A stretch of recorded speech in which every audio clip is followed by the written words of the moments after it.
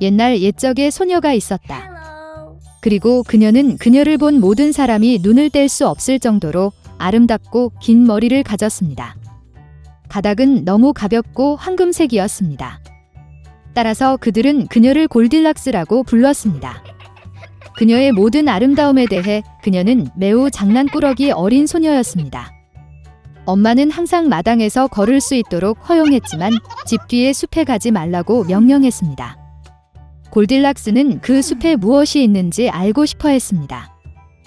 그래서 어머니는 보지 못했지만 어떻게든 집을 숲으로 나갔습니다.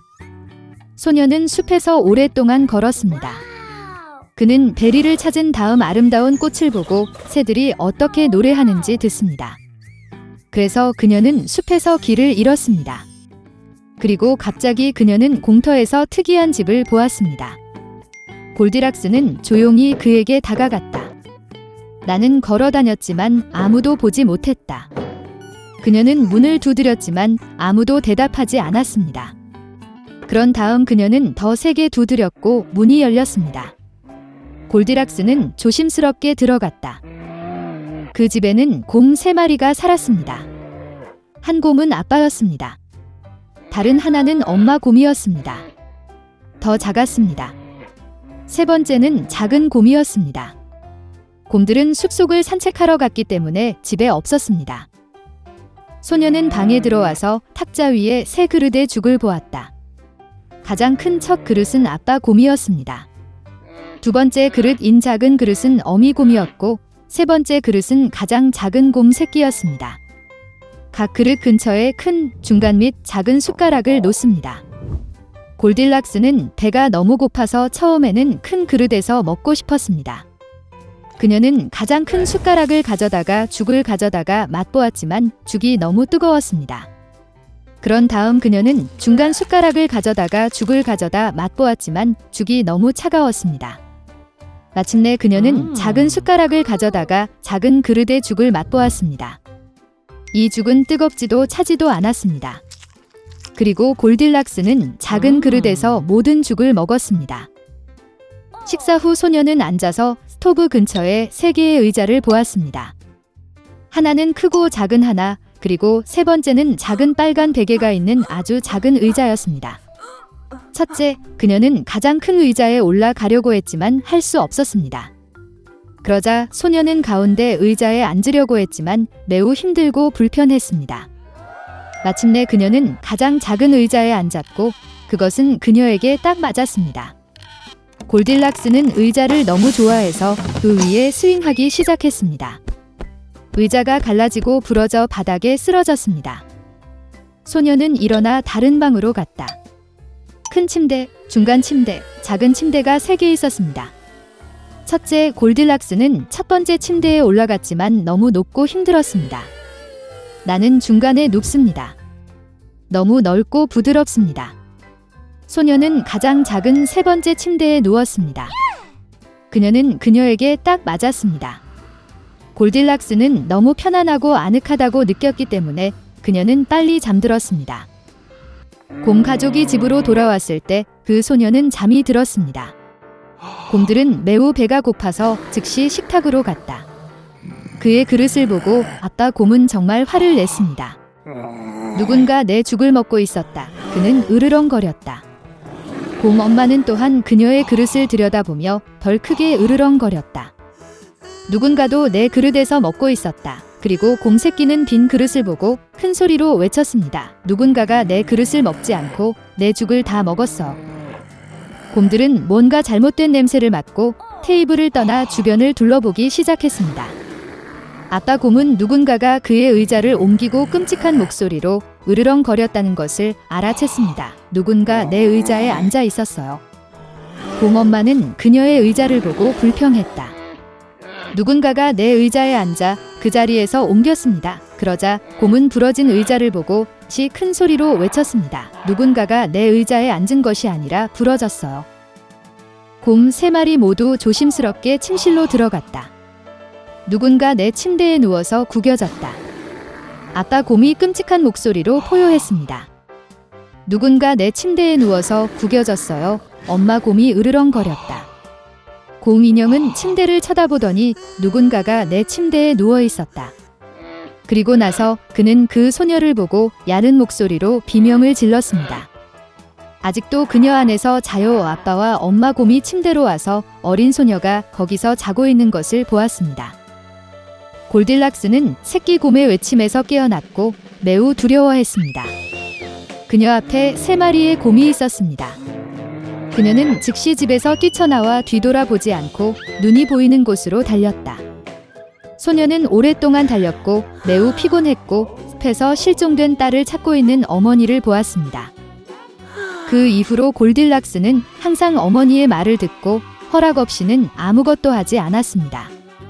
그녀는 매우 순종적이고 친절하며 착한 소녀가 되었습니다. 소녀 메리는 캔자스 대초원에서 강아지 토토, 헨리 삼촌, 이모와 함께 살았습니다. 이 장소에서는 허리케인이 흔했고 가족은 때때로 격렬한 요소로부터 지하실에 숨었습니다. 어느 날 헨리 삼촌은 임박한 폭풍을 발견했습니다. 그는 지하실 해치를 열고 메리와 앤트에게 전화를 걸어 숨었습니다. 그 순간 겁에 질린 토토는 메리의 팔에서 뛰어내려 침대 밑에 숨었습니다. 소녀가 마침내 강아지를 잡았을 때 바람이 울부짖고 작은 집이 흔들렸다. 집은 축을 여러 번 돌린 다음 풍선처럼 천천히 공중으로 올라가기 시작했습니다. 곧 집이 도착했고 그와 토토는 거리로 나갔다. 과일 나무가 가득한 푸른 잔디밭이 퍼져 있고 놀라운 꽃이 사방에 자랐습니다. 이것이 메리가 마법의 땅 오즈에 있게 된 방법입니다. 자연의 경이로움에 감탄하면서 소녀는 모자를 쓴 사람들이 얼마나 그녀에게 접근했는지 알지 못했습니다. 그들은 어른이었지만 작은 마리아보다 크지 않았습니다. 그들 중 족장은 모두 흰색 옷을 입은 노파였다. 그녀는 메리에게 다가가 그 소녀가 사악한 마법사를 물리칠 수 있도록 도와준 것에 대해 감사했습니다. 메리는 매우 놀랐습니다. 그런 다음 노파는 집을 가리켰고 그 아래에서 은색 신발로 발이 튀어나왔습니다. 그 순간 다리는 수백 개의 작은 입자로 분해되어 사라지고 신발만 남았습니다.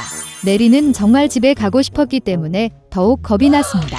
그러나 밝혀졌을 때 백인 노인이나 모자를 쓴 다른 이상한 사람들은 그 소녀를 도울 방법을 알지 못했습니다.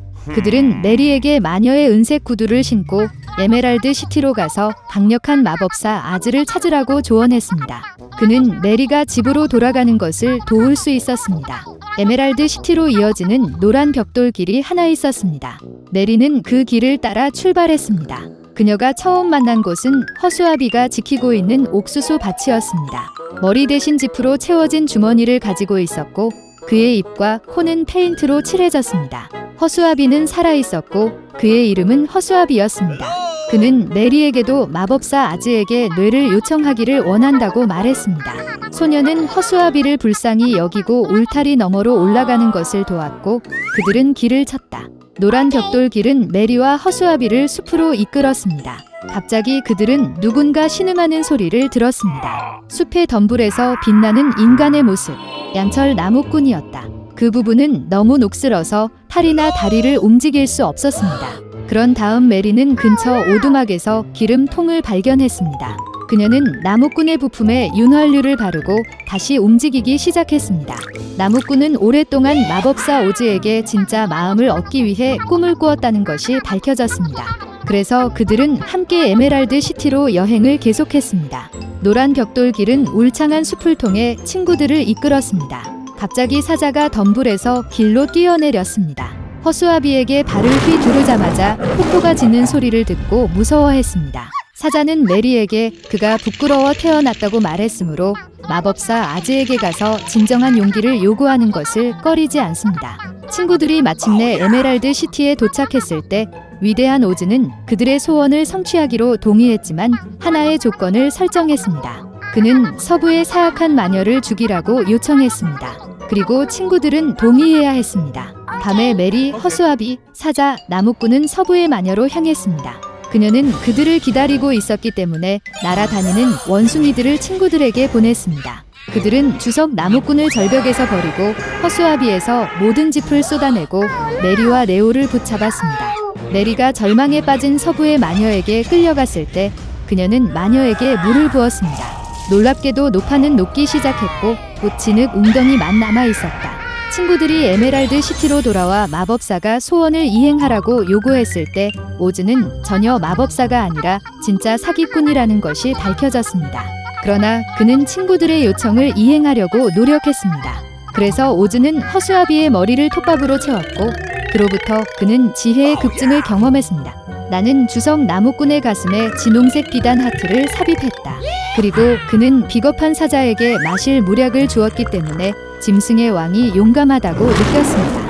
메리의 은색 구두를 보고 오즈는 웃었다. 결국 신발은 마법이었고 이번에는 소녀를 집으로 데려갈 수 있었습니다. 메리는 새로운 친구들에게 작별 인사를 하고 발 뒤꿈치를 3번 두드린 후 포토와 함께 집에서 끝났습니다.